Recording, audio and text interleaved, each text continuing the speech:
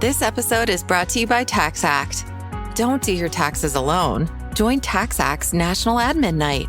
Admin nights are social gatherings for getting through your to-do list. So get ready for a night of fun, finding deductions, and filing taxes with TaxAct, where you can file your federal and state return for just $49 through April 8. Let's get together and get them over with. Visit taxact.com/admin-night for details.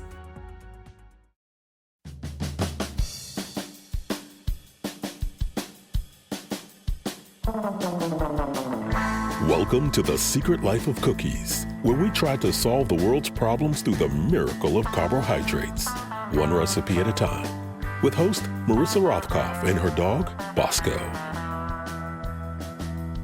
Many brownies were made and eaten in the making of this episode, which features one of my favorite guests, Rachel Vindman, who reappears this week, transformed from national security amateur to podcast co-host of the Suburban Women Problem. Rachel shares the podcast's noble goals, which includes harnessing the power of the suburban woman and mobilizing us all politically. We also discuss why so many adults let politicians prey on our fears. And we set the world straight and bake some really, I gotta say, quite magnificent cheesecake brownies. She also lets us in on an important insight into her husband, retired Lieutenant Colonel Alex Vindman.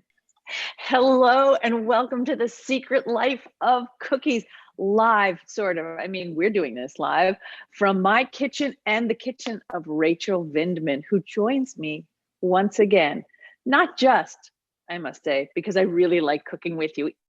One day I'd love to cook with you actually in my kitchen, but you not only now are the wife of the esteemed retired Colonel Alexander Vindman. That's one, I hate to introduce people by the wife of, but you are.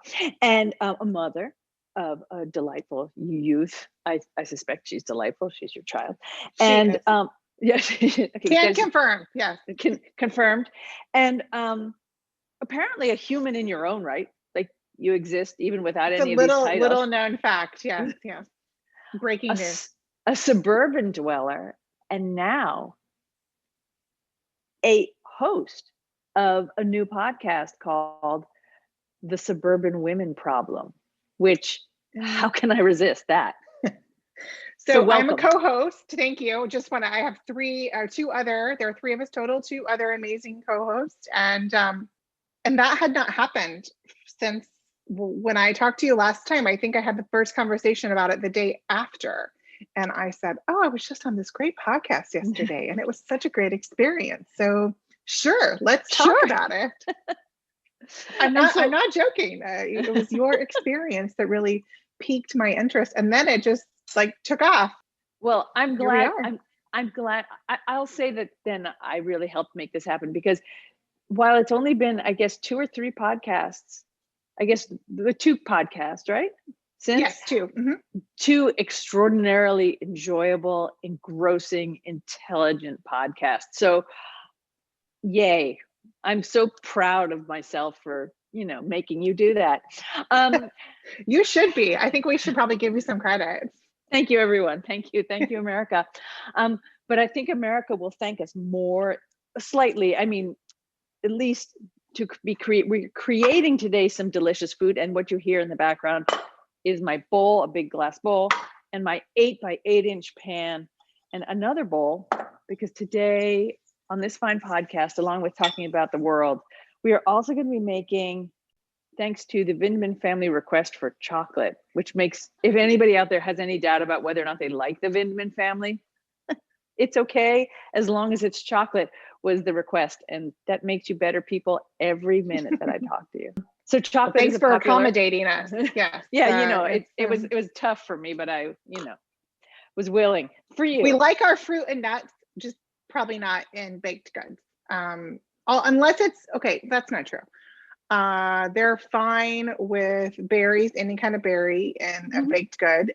But really, as long as it has chocolate in it, that's the most important thing. A small sign of maturity in me, and probably maybe the only one, is that I can now tolerate occasional nuts in, say, a chocolate chip cookie, or I still don't think they belong in brownies. I just don't. I'm not a big nut person, so I don't have any allergies. I just don't like them that much. I find that they detract from the intense chocolate experience that I'm going for. Thank you. I don't okay. This isn't an opinion, people. This is a fact. And I said what I said. And you can take to Twitter to discuss this further, and we'd be more than happy to entertain this. There are things going on in the world, and then there's important. But today we're making, and I'm mixing up the dough, just like the batter right now. Brownie cheesecake, or cheesecake brownies, I think, really, which is ends up being a thick layer of brownie, because you make them in an 8x8 inch pan with delightful dollops. There you go. That'll be our band, the delightful dollops of cream cheese swirled around in it. And because I'm a decadent human, I'm adding extra chocolate chips to mine. Are you doing anything? As well. Yes, 100%. I mean, I feel like the suggestion on chocolate and garlic in any recipe, it's definitely not set, and people should just go where your heart takes you. Yeah, garlic is definitely also exactly. God, we could really eat well together. Garlic, if the recipe calls for 2 cloves of garlic, how do you react? I generally will double it. Yeah, at least. Generally. There are some times. So we have family movie pizza night every Sunday night. I mean, relatively every. And I make the pizza sauce. And occasionally Alex will say, "This is extra garlicky." And I'm like, "Yeah, and what's the problem? Are you not going to kiss me? What's up?" Yeah. I mean, you're not eating it on its own. I'm actually, my daughter uses it as a dip, but she doesn't mind. So, but you're putting other things in there, so it's going to meld with the flavor, with the cheese and the crust. So, as a kid, and I probably mentioned this before, but as a kid, I love garlic so much that for like lunch, I should probably explain to my cardiologist. I used to just melt butter and garlic in a pan, and then just like use it as fondue for bread. Well, what could go wrong? Except later on. yeah, cardiology wise. It was delicious butter. It wasn't margarine. Yeah, I mean, and now we know that's much better. So, exactly. So I was actually doing a good thing for my health. I thank you for being here and making these, and I will post the recipe. I've been a little lax on doing that in the past couple of weeks, so all my recipes will be going up the website. And to all you people out there in TV land, if you could please subscribe to this podcast, it would do a lot, and for me and really the podcast. So that would be a great and nice thing to do. And at the same time, make sure that you go in and find Ms. Vindman's podcast, which is called the Suburban Women Problem. Sorry. And it's brought to us by a group called Red Wine and Blue. Can you tell us a little bit, one, about the background to the Suburban Women Problem, and then really, what is Red Wine and Blue, as alluring as it sounds? Well, I'll start with the Suburban Women Problem. I'll start with Red Wine and Blue, rather. Sorry. So Red Wine and Blue was started, I believe, after the 2018. I might have this all wrong, because I think not totally historian in this, and I haven't been part of it for a long time. But they had some Facebook Lives, and I did something with them before the election. But Lindsey Graham stated after the 2018 midterms that the Republican Party has a suburban women problem. And I don't agree with Lindsey on a lot of things, Senator Graham, but I do agree with him on that. And I think that has only widened, that problem has only gotten bigger. And this group, and they were actually covered by the New York Times and on the Daily podcast. So the founder, Katie Paris, talked about she had previously worked in the DC area, then she moved to Ohio, and that's where they got started. And it's women coming together. They still have a tremendous amount of engagement after the 2020 election. So they were thinking, where could we take this next? What could we do next? And they had some grassroots, just women getting together and discussing issues. And our podcast is kind of a continuation of that, of discussing the issues that affect suburban women. Our first episode, we talked with Katie, and she kind of, explained why this podcast is happening, also her work with Red, Wine, and Blue. And I had a little chat with Heather Cox Richardson, who is amazing, a historian, to give us, that was kind of a thrill, so much so that my husband was jealous and he popped into the room after I was over, and we couldn't get them to stop talking to each other after a while. But it was great. She gave us, kind of a historical, overview of this moment in our country, which I think can be, hopeful. We've faced hard times before, and it was just a lovely chat. And then this past week on Wednesday, it was our second episode. We spoke with Jamie Jara, who is the mom of her trans daughter, Dempsey. They live in Florida. And it was, that's not something that I have experience with. I don't have any personal experience with having a trans child, or even at our school. I think there is I know there is one trans child in our synagogue, but it's really not an issue. And so it was just lovely to hear her experience, to hear her advocacy for her child and her experience as a mom. And I think, these are the conversations. We can demystify some of this stuff when we just listen to each other and talk and have a civil conversation. No fear mongering, no creating a problem where there isn't one, just talking. And then after that, one of my colleagues, co-host Jasmine Clark, spoke with Chasten Buttigieg, which was a lovely conversation. And my daughter wants to have the Buttigiegs over for dinner because Chasten likes wine, and so do I. And what other? Yeah, I mean, she sees this as a very logical turn of events, that this is obviously the next thing that should happen. We are prepared to host the Buttigiegs should they have some time off to, travel out to the suburbs of Northern Virginia, and I might make this dessert. Or, I mean, I listened to the interview with Chasten, and one, have to read his book. Two, really want to get him on the podcast to bake his favorite desserts. You absolutely should. Heck, I like wine too. Mm-hmm. So I think that's, and I think that was one of the things I think that Katie Paris, the founder of Red, White, and Blue, said, was that like all these conversations were happening with like a glass of wine. Mm-hmm. And it sort of like, I think, mellowed the room. And this idea of divisiveness, that our America is like, America was extraordinarily divided, and it turns out it still is not something that just goes away overnight. So the ability to have rational conversation is lovely, and especially with the singular focus of, I'm going to say it's a unique demographic, the suburban woman, often a mom, not necessarily a mom, but it's just, we shouldn't be ignored. And even if Lindsey Graham says that he is paying attention to us, I'm not so sure that's true. I don't think he knows how. That's something that I'm kind of realizing, is a lot of the elected officials, the men, particularly white men, and I'm married to a white man, so I don't mean to bash anyone. Yeah.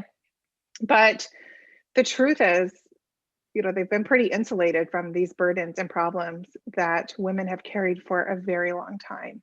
Mm-hmm. So it's something, they don't really know how to reach us and what are the solutions, because they just don't understand the problem, unfortunately. Right. And I think we saw in this like last election, like the pressure on like African-American urban and suburban women to like carry it all. Like, could you lead the way for us? And these typically white men in power have, to your point, no experience or understanding of what, but really these women who've been leading the way have gone through. It's really quite remarkable. And that's why I hope that I don't know, that's why I'm grateful for a podcast like yours. I guess you said, you talked about going out into the world, and I know you talked about this on my last podcast too, but like going out and seeing the world taught you the very straightforward lesson that moms everywhere teach their kids, right? About differences. And that is, I mean, we're more alike than we are different. We should find the common place, and after, again, the day after I talked to you, I had this conversation, and that's one of the things that I said, because I just said it to you and I felt so strongly about it. I mean, I articulated it to you and it was kind of, I guess, in my mind, but it's really true. When you find the commonality and you can find something that you can agree on. For instance, I just had an hour-long conversation with a friend, which is why it was perhaps a little bit late assembling my brownie part. But, she is a dear friend. We have very different backgrounds. She's a neighbor. She's very religious Catholic, and she's also a military spouse. So we have that in common as well. And if we didn't live next to each other, I don't know that we would ever really be friends, that we would have found each other. But this is the circumstance. This is where we are together in our community. Our daughters are dear friends, and we find a way to discuss things and respect each other's views. And I would say that we have, in some ways, we still talk about things. We still discuss them. I like that we can still do that even when we might think the solutions are different. But I'll tell you, even today, we talked about the minimum wage. We talked about why people are choosing not to work. And, there are different sides to that. I see, some of what she might say, and she sees what I see. Both of us are pretty middle of the road, but we both agree that people should be paid more. And maybe that's why, if you start there, that people don't want to kill themselves. I mean, she paid her way through law school by being a bartender, and it was hard work. She's also went to school in a different time like I did, when things were just less expensive, which, she also recognizes. So I'm sorry, I'm rambling, but all that's to say, if you just find those places where you have something in common with people and you sort of, the whole connect with them on a human level, you can listen, and you don't always have to be, at a 10 being defensive, defending your views. I completely agree. It's really so much more about listening. And it's also, what you're saying is also a fantastic segue about there being no differences and just coming to a common ground, to just move on to the next step with these brownies, because we are taking two disparate things, cheesecake and brownie, and we're bringing them together. Okay. Because they are two great things on their own. Absolutely. Yet, together, what do we know? Better. Yeah. Just wow, this was a great choice. I don't know if you planned this, but oh my gosh, it just happens naturally for me. That kind of genius. But I just want people to know, at home, to know that right now I am dolloping gigantic, creamy spoonfuls of cheesecake batter, which is really all it is. And cheesecake batter also is the easiest thing. It's cream cheese, egg, sugar, vanilla, whatever, and ta-da, what do you have? Magic. Magic. And I'm just dolloping it on top, and then the real fun part happens where I get to make swirlies in my food. Yes. And then put more chocolate chips on top, although I really did want to try putting either raspberry jam or fresh raspberries in them. I thought about it, but I'm going to serve it on the side. Oh, beautiful. That's another thing, is my family is a little bit purist when it comes to their berries. They're a little high maintenance when it comes to food. I think I have created this scenario. So I think you've allowed one person to blame. Yes, that's basically what I'm saying. It's really nice that I think also that's a mom thing, that suddenly you started blaming yourself, and I think they were made that way, and it has nothing to do with you. Thank you.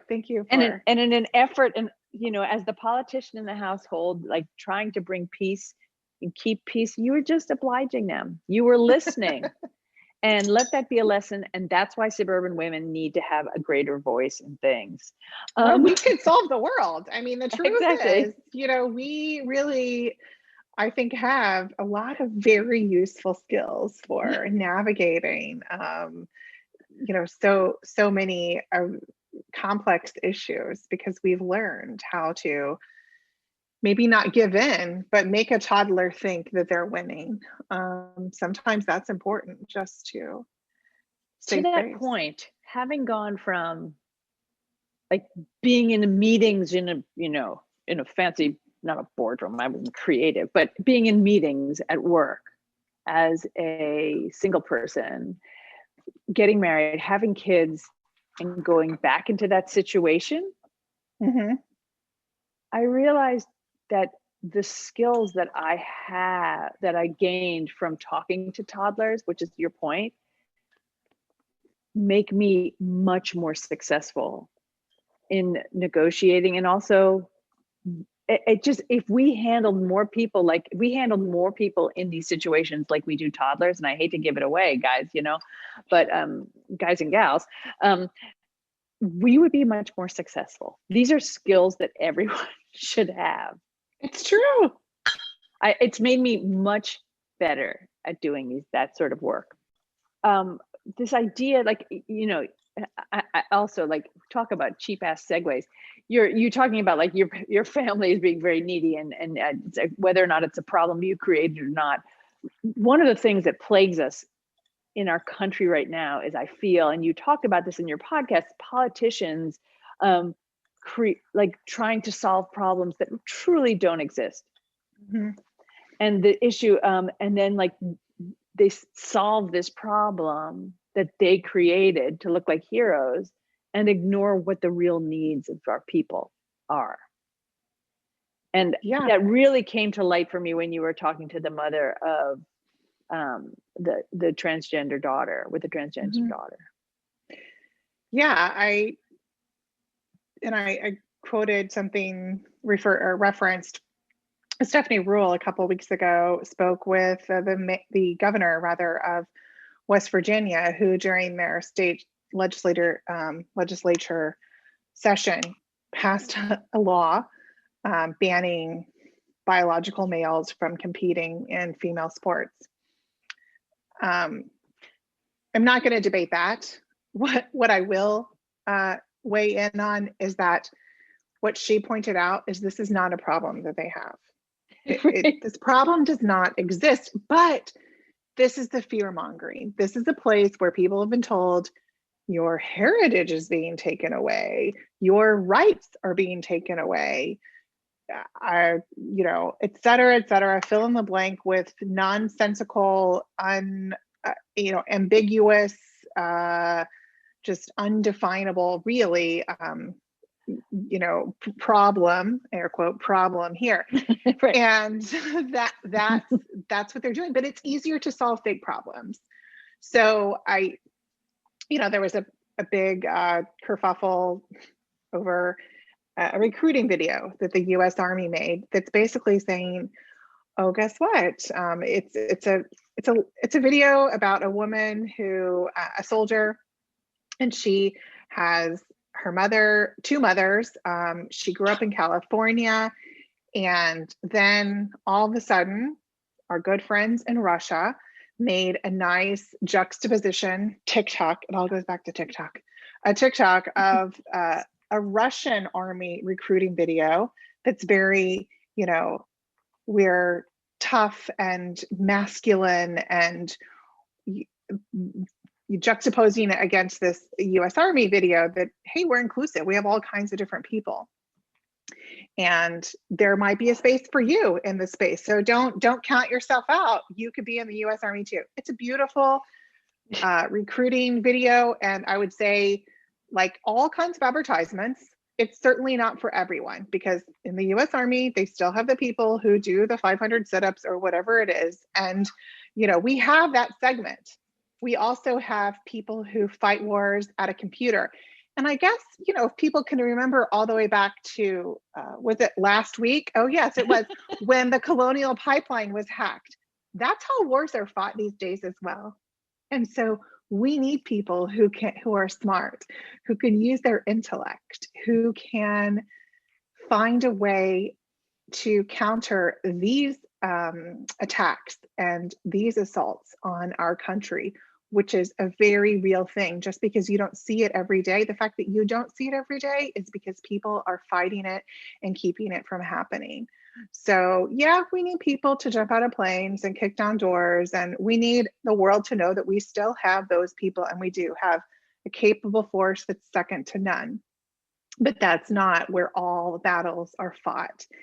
And, you know, in the end, this video was retweeted many times by senators such as Ted Cruz. And at the end of the day, this video is Russian propaganda. They are falling for Russian propaganda. Wouldn't be the first time, however. No, it's kind of a trend, a disturbing one.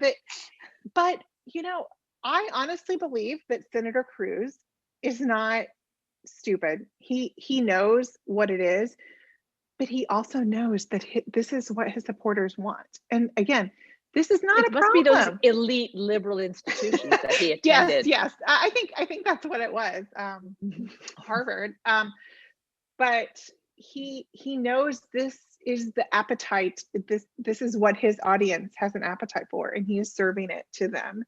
And again, it is not solving any kind of problem. It's just creating like flashy, glittery things to stare at and look at. And we see this all over the world. I just never thought that we would see it here in our country, because it's a tactic that's used by so many people when they start getting in trouble domestically. Oh, look, there's a shiny thing over there, and I'm the only person that can save you from this. So let me create a fake war and a conflict, and then I will save you, and then you have to keep me as your leader. And we've had some pretty good examples of that just in the past month, unfortunately.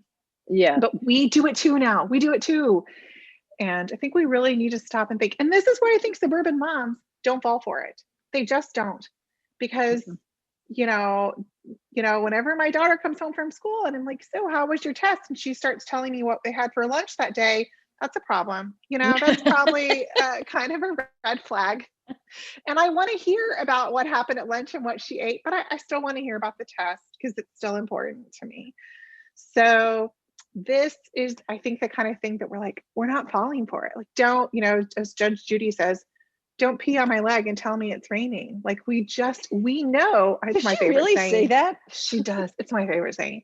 But you cannot distract from reality. And I think that's something that suburban women have just lived for so long.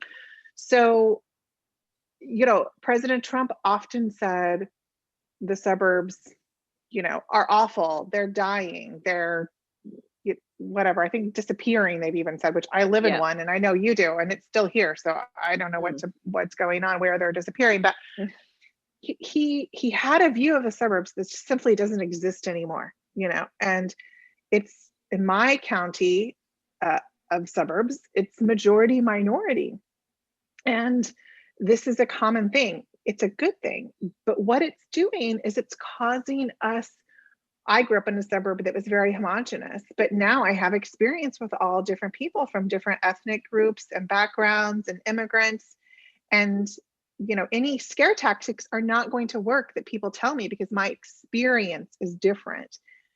And that's where, you know, lives are changed. People aren't changed by statistics. People aren't changed by facts. People are changed by experiences and ideas and what they go through. And the co-hosts of your show all come from different backgrounds too, right? Yeah, they're fabulous. So it's not just like, I mean, that's of course not true for my little bubble here in Montclair, New Jersey, but I live in a bubble, and your podcast co-hosts are not in the same bubble, correct? Correct. So Jasmine, who talked to Chasten Buttigieg, Jasmine has her PhD in molecular biology. She's a lecturer. And she's also a state representative, and she flipped her seat from Republican to Democrat in suburban Atlanta in 2018. She is the first Black woman to represent her district. And so she's very busy. She's gracefully added the Suburban Women podcast to her role of many hats that she wears, for which we are very grateful. And Amanda Weinstein is an economist. She is a veteran, a U.S. Air Force veteran, and a graduate of the U.S. Air Force Academy. I'm really like outmanned here with Amanda and Jasmine. And her husband is also a veteran in the Air Force, and he is a state legislator in Ohio. So they, I think, the economist piece, the state legislator piece, they both bring very unique experiences to the podcast, in addition to, being suburban women themselves. But we're really going to delve into some of these economic issues that, that affect women, and kind of understand it. What's the history of welfare? Why we don't know that. And in fact, I learned this from Amanda. It was started to help women be able to stay home. That was and raise their families, so that they would have a little something if their husbands didn't make enough, but they could stay home and still provide. So that was the initial idea. And now think of how it's a dirty word. Yes, about women taking welfare just to stay home. Yes, they're lazy. Lazy. These are the words that have been ascribed, and we hear it now. We're hearing that same terminology for people who don't want to go to work. They don't want to go to work after, receiving the COVID unemployment. But I also think they're realizing, if I don't work, I don't have childcare expenses. I don't have maybe clothing expenses. I don't have commuting expenses. And it might not be as much money, but those things cost money as well. So if you're going to get a very low paying job, a minimum wage job, and you really work out the math, I can't blame someone for making that choice. And we need to give people better choices. That's the issue, is providing that. And we're also going to tackle how COVID has brought to light so many of, that these things disproportionately affect women. We've known it, but there was no hiding it during, the height of the COVID quarantines. I can't tell you how many times I was, in a sense, able to do things that I wasn't normally able to do, because, and I mean my achievements, like get work done, because my husband was also working from home. And that meant that, he had a break in his schedule, which meant that he could do the run that took the kid to wherever the kid needed to go, and I could stay focused on my work. So that's going to be a hard thing to give up if he goes back to the office. And I'm very grateful, Mark, if you're listening, that you are that kind of person who does that, right?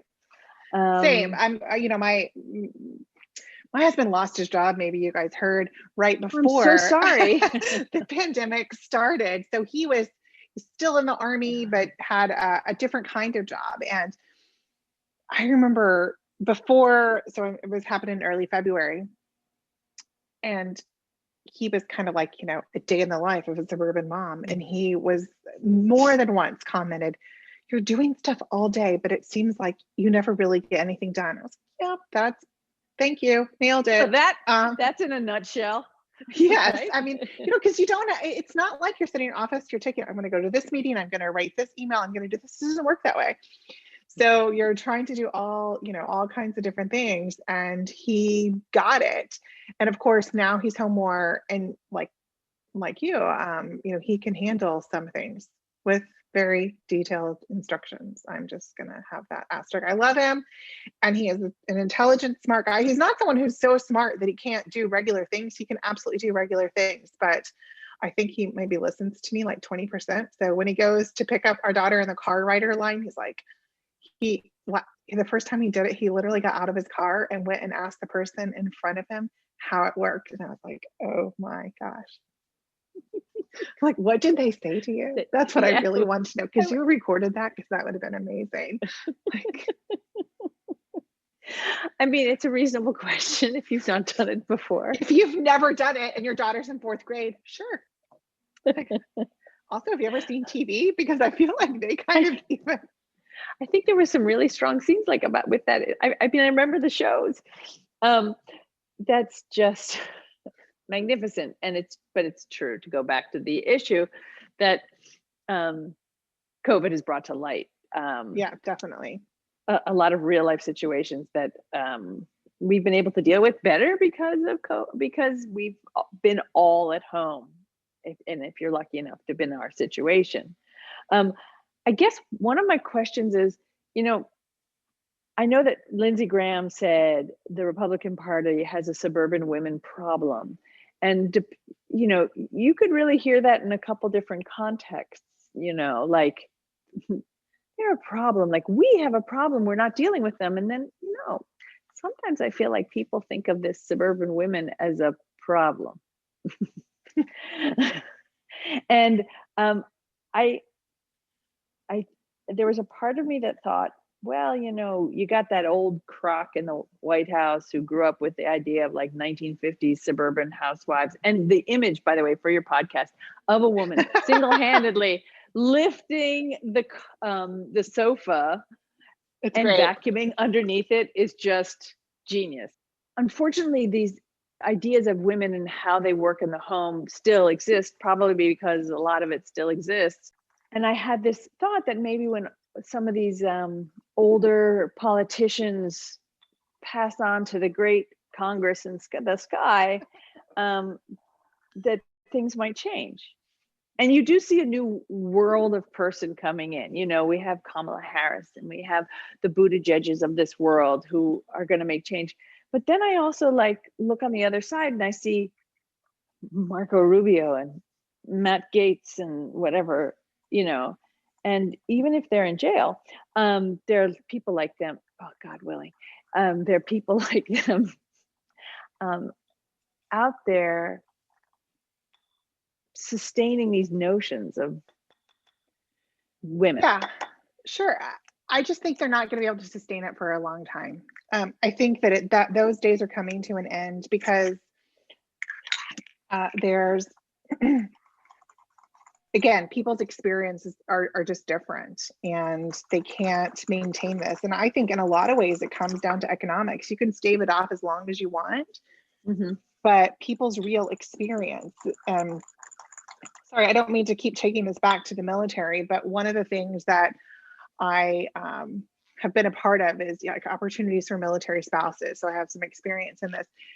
And there's even a divide among, maybe my husband, who I guess if he were still in, he would be a full bird colonel. And then, but whenever he was a young captain, and there were wives of lieutenants, and we used to do this very antiquated thing of a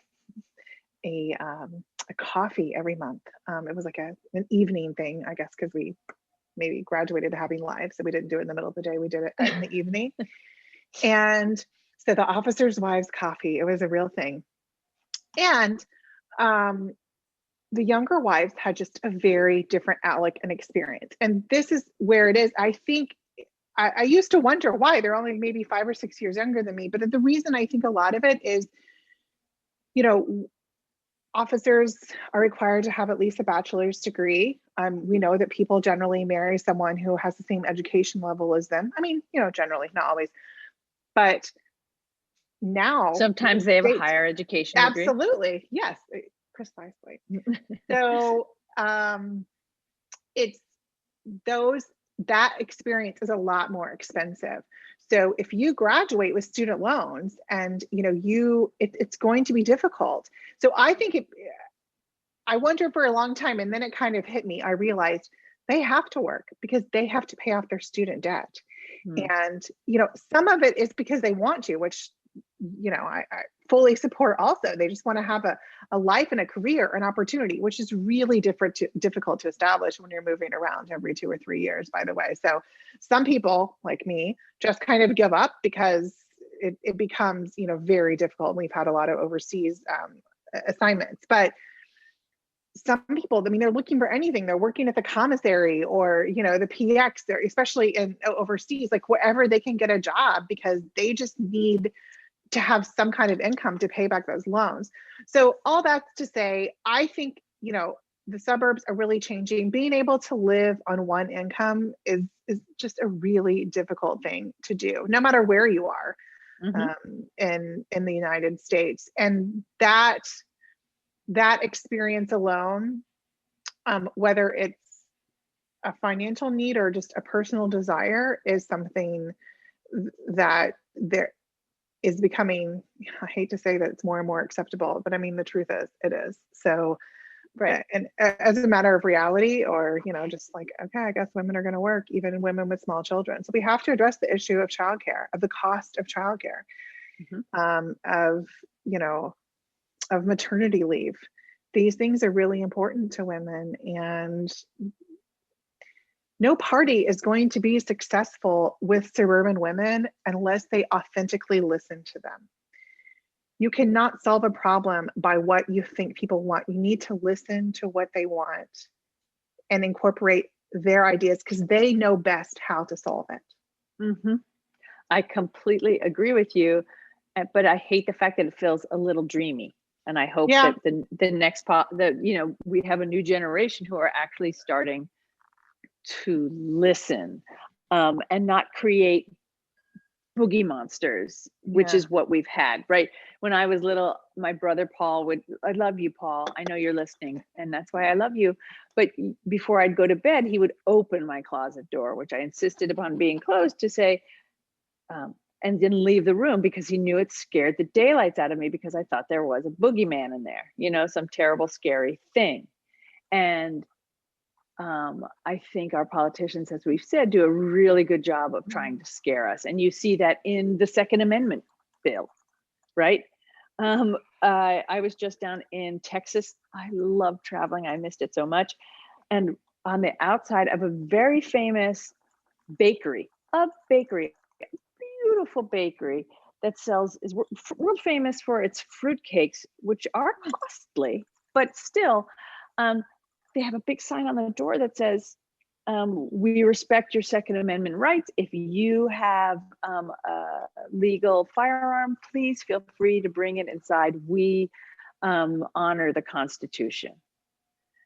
And I thought to myself, well, that's a problem that doesn't exist. No one is going to need, the likelihood of you needing your gun to defend yourself from getting the last pineapple Corsicana fruitcake is really very little. And the likelihood of someone breaking into that bakery, where most of the people are like, you know, in their 70s, right? You know, hanging around, sipping a cup of sweet tea and having a slice of cake, that's really not a problem. But it's been, I mean, one, people are worried enough to have to carry a gun, and two, they've been told their guns are being taken away.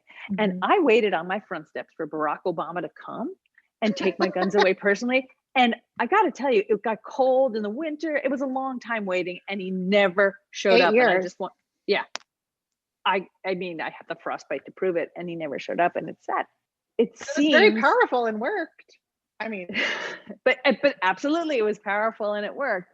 And I see in the last couple of weeks, hours, days, that the Republicans are still doing this sort of look over here, and we're not, and we're looking over there. They are allowing us to think that tourists had a lovely time and stayed between the velvet ropes as they walk. I wish you could see Rachel's face right now. Out there in podcast land, she shook her head in a very disappointed way, as a mom does.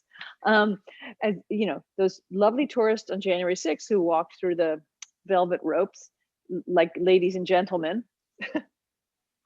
I don't know. Did your class do a tour of the Capitol when you were in high school? No, unfortunately. Maybe like, you know, I know that students who have, I know I went to see the Lincoln Memorial and stuff. We were a lot like no, we weren't. We were extraordinarily polite, because we would have gotten sent right back to New Jersey if we hadn't been. You know, it's so insulting. I often say this on Twitter. I hate it when they just act like we're stupid, like we're all stupid. I mean, if you want to have like this cognitive dissonance and just not believe it, what you're seeing, because it's easier for you to reconcile your beliefs with, what you want to be true. Okay, fine, whatever. I mean, but just don't lie to me. Don't treat me as if I'm a moron. And that's the part that I find so objectionable. Just don't lie in the process and insult me, insult our intelligence. And I don't think that their followers realize, I'm sorry to cut you off, but I don't think that their followers realize that they're being treated like morons. And that's one of the things that always really bothered me about the whole, that man, Donald Trump affair, that they're using you. If they say to you that this was just like tourists coming through, and then you see a picture of whoever the representative from Georgia was, where he is like pushing against the door, like some massive piece of furniture. It was the role play part of the, it was like the, the role play part of the tour where they do kind of a historical reenactment of never, because the Capitol has actually never been sieged. But I mean, what would happen, I guess, if there was a siege on the Capitol? But that made it very exciting for those tourists, I think so. And even like after January 6th, Senator Cornyn of Texas, as you previously mentioned, he said he supported the idea of a commission to discuss, to investigate January 6th, and now he doesn't. So what changed? He said exactly what it is, but then it's like, but Nancy Pelosi, I mean, if she can really do all the things that they accuse her of, then she should not be Speaker of the House. She should be doing something else, because I think she could have solved a lot of problems if she's really that powerful. Like Queen of the Universe or something. Yeah, basically. Indeed. So it's such an affront to to our intelligence, and I wish people would just say, okay, I believe this because it's what I want to believe. This is what I want to be true, and that's why I accept it. But of course I know it's not. And just say I don't want a January 6th commission. Just say it. Right. But don't try to sell it as something else.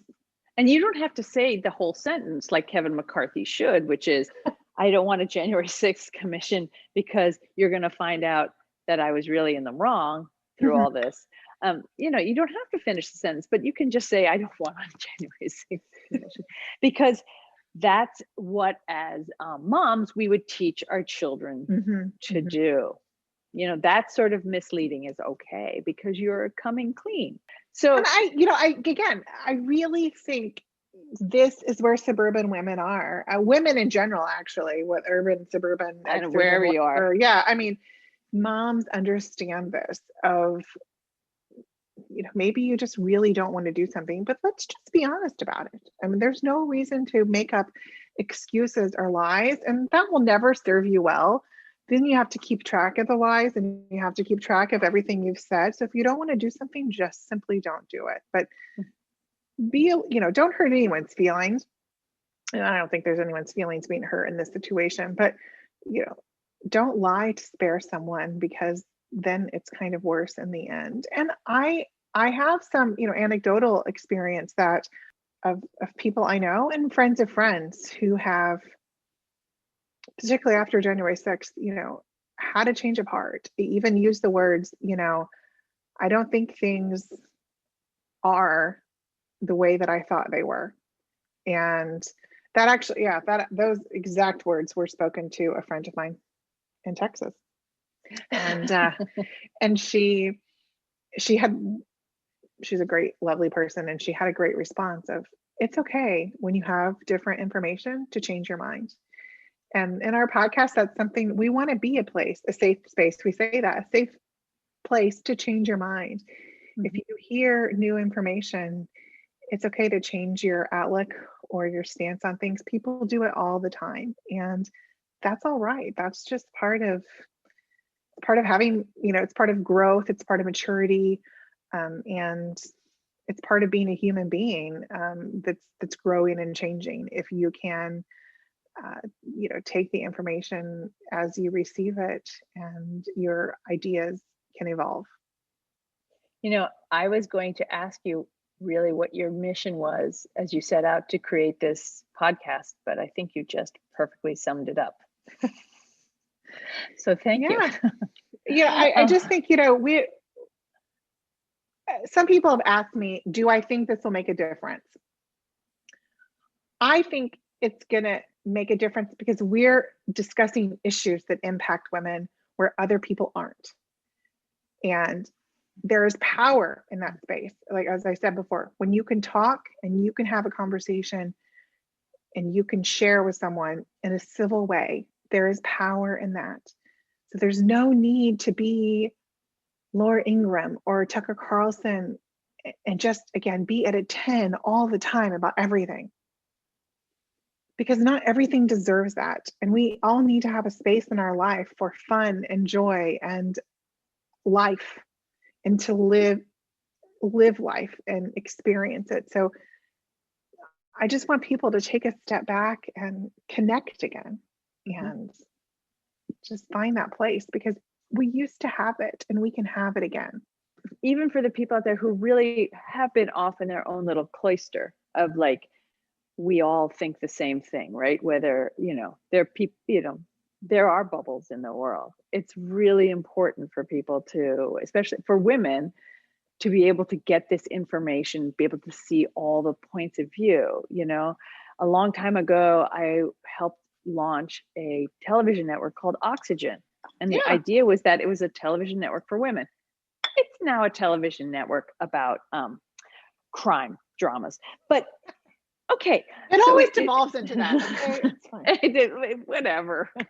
But, it was important. The idea behind that network was so good, which was we were going to create a place for women just to share their thoughts and ideas and even news with that spin to it. And I've come much more around to that idea that it's very important for, it's where the change is going to happen. Yeah. You talked about the joy, and unfortunately we do have to wrap up. So there is joy in our future one, in that 30 minutes from now, these will be big. Yeah. Not that the raw stuff ain't good on its own, because it is. I don't care how raw the eggs are in this. You shouldn't eat raw eggs. You shouldn't eat raw flour, apparently, too, because of possible salmonella. But this will be a joy in 30 minutes. You are a joy always to talk to, and I thank you. But you end your podcasts with a toast to joy. Yes. And what is that about? Just whatever we're thankful and grateful for, to finding that joy in every day.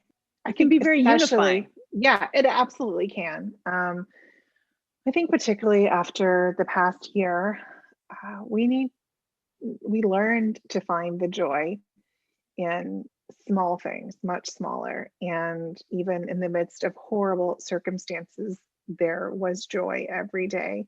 So I think it's a matter of, just recognizing that and voicing it. It's kind of like a gratitude journal of sorts, but taking a moment, take a breath, and say what wonderful thing in your week that you find to be joyful for. And I think there's a lot of them, again, as we emerge from this, but as our lives get busier and we kind of get back to normal, it's still important that we remember to find joy in the small things as well.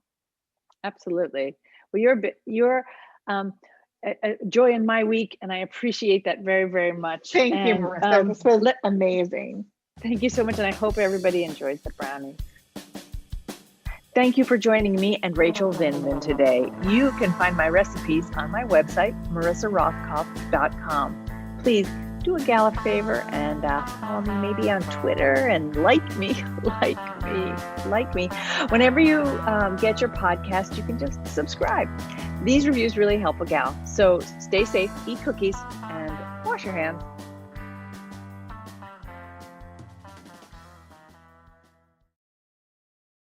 We're leaving today and entering a world of Mickey Mouse waving, princess meeting and greeting, Lightsaber clashing. The Twilight Zone Tower of Terror dropping. Banshee flying. Space Mountain launching. Galaxy rewinding. What's the point of galaxy rewinding? Fireworks igniting. World of other worlds. For whatever you love. Infinite worlds await at the most magical place on Earth. Walt Disney World Resort.